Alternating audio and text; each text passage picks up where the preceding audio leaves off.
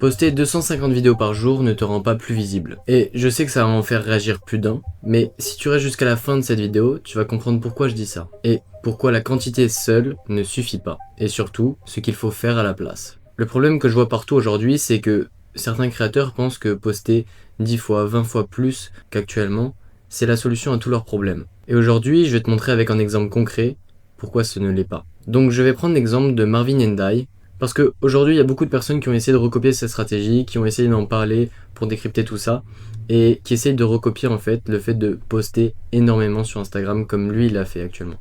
Je dis pas que cette stratégie elle est mauvaise, on va le voir par la suite avec son fonctionnement et les rendements que ça a pu lui apporter, mais c'est juste un cas qui est intéressant à illustrer.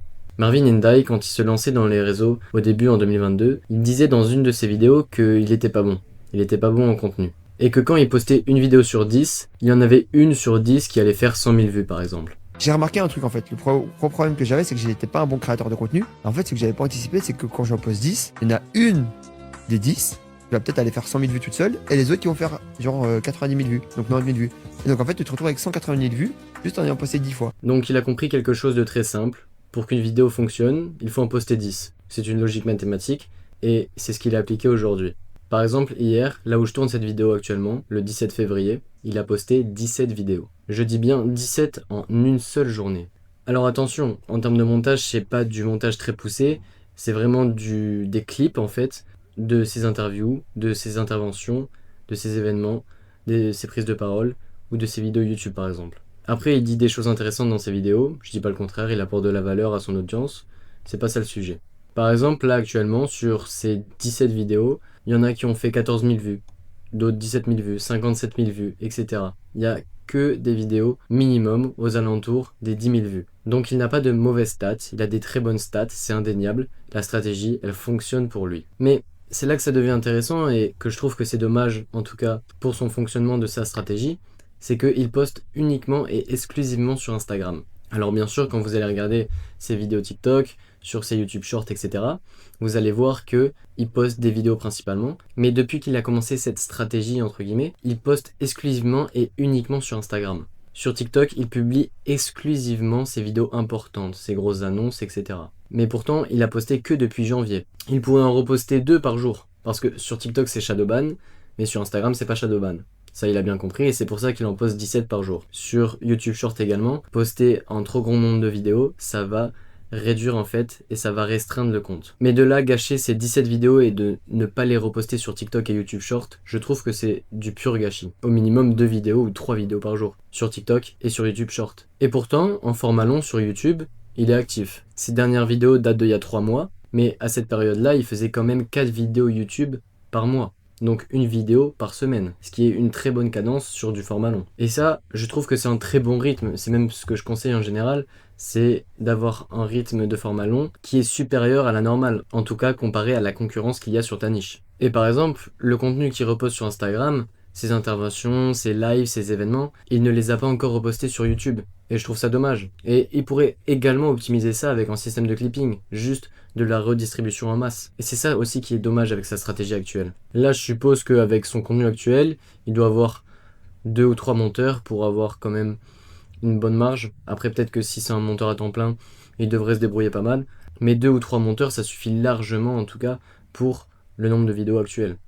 Et si éventuellement il ne voudrait pas appliquer un système de clipping, c'est-à-dire laisser la possession à des comptes fans par des clippers, ça serait de gérer 2 ou 3 comptes supplémentaires, par exemple sur Instagram, sur TikTok ou YouTube, et de poster ces vidéos supplémentaires qui ne sont pas postées par exemple sur TikTok et YouTube Shorts sur plusieurs comptes pour éviter le shadowban et ainsi pouvoir poster et reposter toutes les vidéos qui ont été postées sur Instagram Reels, sur son compte principal. Et ce qui est dommage dans sa stratégie, et ça je pense qu'il a aussi pensé, c'est que tout le monde ne scrolle pas sur Reels. Tout le monde n'a pas Instagram et tous ses prospects dans sa niche ne scrollent pas sur Instagram. Même si pour lui c'est très qualifié, il va y avoir sur TikTok et YouTube des personnes qui sont délaissées.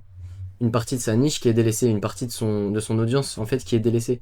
Parce qu'il ne poste pas sur TikTok et sur YouTube Short. Alors bien sûr, sur Instagram ça convertit bien, et il a en CTA en chaque fin de vidéo, sur 17 vidéos par jour, je peux vous dire qu'il convertit bien, et qu'il doit automatiser ça avec ManyChat, ou peut-être qu'il a des setters directement, peu importe. Mais délaisser TikTok et YouTube Short par rapport à cette technique et je pense par rapport à son investissement sur ce fonctionnement-là, je trouve que c'est du pur gâchis. Maintenant, on va parler de saturation algorithmique. C'est un point assez important à mes yeux et que je veux aborder dans cette vidéo. Il y a beaucoup de personnes, et peut-être que tu te dis ça, si je poste 15 vidéos, je vais toucher 15 fois plus de monde. Alors, pas exactement.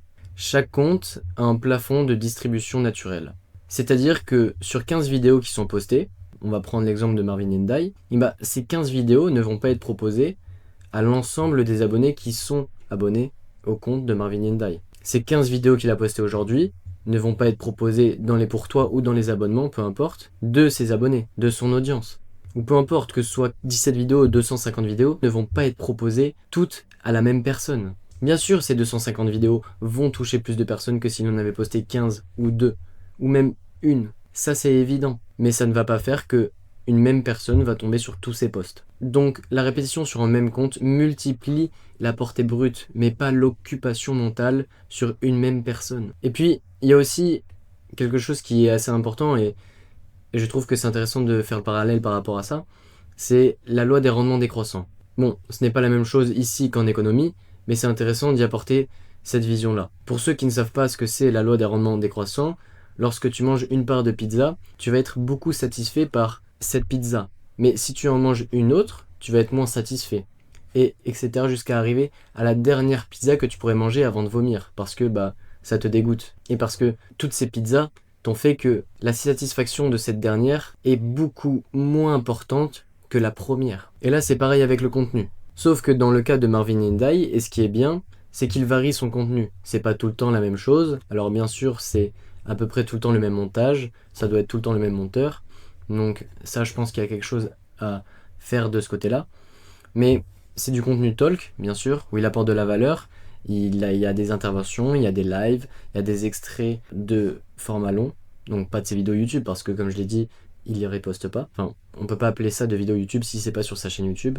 Mais son contenu, ce n'est pas tout le temps le même. Alors bien sûr, il a une multitude de posts qui sont extraits d'une même vidéo longue, mais il en a tellement par rapport au volume qu'il poste que ça fait qu'au final, ces formats sont assez différents. D'ailleurs, n'hésitez pas à apporter votre point de vue d'ailleurs dans les commentaires pour voir ce que chacun pense aussi de cette stratégie et par rapport à mes explications, ce sur quoi vous êtes d'accord et ce sur quoi vous ne l'êtes pas. Ça permet pour moi d'ailleurs d'aborder certains sujets de vidéo qui pourraient être intéressants pour la suite. Maintenant, parlons d'un truc important. Poster 15 vidéos, 20 vidéos, 250 vidéos par jour, il faut le faire. Il faut de la matière. Il faut du contenu. Il faut tourner du contenu. On parle de centaines d'heures, voire de milliers d'heures de contenu brut. Marvin Ndai, c'est 11 heures de live brut sur sa chaîne YouTube, par exemple. Donc, tout le monde n'est pas aussi impliqué et à fond dans le contenu que lui. Ça, c'est sûr. Et c'est là qu'intervient ce que j'appelle l'écosystème de distribution. Au lieu de penser vertical, c'est-à-dire poster plus sur un seul même compte, sur une seule plateforme, il faut penser horizontal. Plus de points d'exposition, plus de points de contact. Et comment ? Avec un système de clipping. Concrètement, avec une même vidéo YouTube, avec un même extrait, il peut y avoir différentes vidéos qui peuvent être postées sur plusieurs comptes par plusieurs monteurs. Et ça, comment et pourquoi ? Parce qu'un même monteur ne va pas avoir la même réflexion de montage concernant le type de sous-titres, les effets utilisés, les images d'illustration qui vont être utilisées pour illustrer les propos qui sont dits dans cette vidéo. Tout va changer. Et ainsi, il y aura différentes vidéos d'un même extrait qui seront postées sur des posts différents. Et une stratégie qui aurait été bonne pour Marvin, c'est de créer plusieurs comptes sur TikTok et plusieurs comptes sur YouTube pour pouvoir reposter les vidéos qui sont postées sur Instagram à 15-20 vidéos par jour et de pouvoir les reposter sur les différents comptes TikTok et ne pas être shadowban par la suite par ces plateformes-là. Parce que derrière, comme je le dis, tout le monde ne regarde pas Instagram.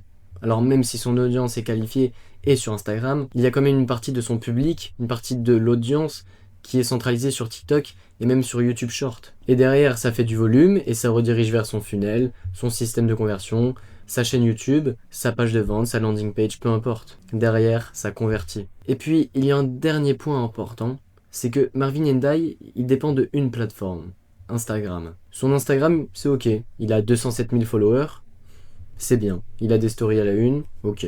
Il convertit bien, il doit avoir des setters sur Instagram, même plusieurs. Il doit avoir un bon taux de conversion, ça doit bien aller pour lui. Ça, je suis sûr que c'est pas un problème. Mais si jamais il y a quelque chose qui se passe demain, et sur Instagram d'ailleurs ces derniers temps, il y a eu beaucoup de politiques qui ont changé et qui ont fait que énormément de comptes Instagram se sont fait bannir uniquement par le fait que un compte Instagram qui se fait ban en banne d'autres, indirectement qui est sur la même adresse IP. Je veux pas être pessimiste, mais il faut toujours avoir une roue de secours. Et je connais trop de gens qui ont arrêté les réseaux juste parce qu'ils se sont fait ban un compte et qu'ils ont abandonné et qu'ils avaient plus la force de recommencer un compte sur Insta ou sur TikTok, peu importe. Ce que je dis, c'est aussi bien valable pour Instagram que sur YouTube ou que sur TikTok, totalement.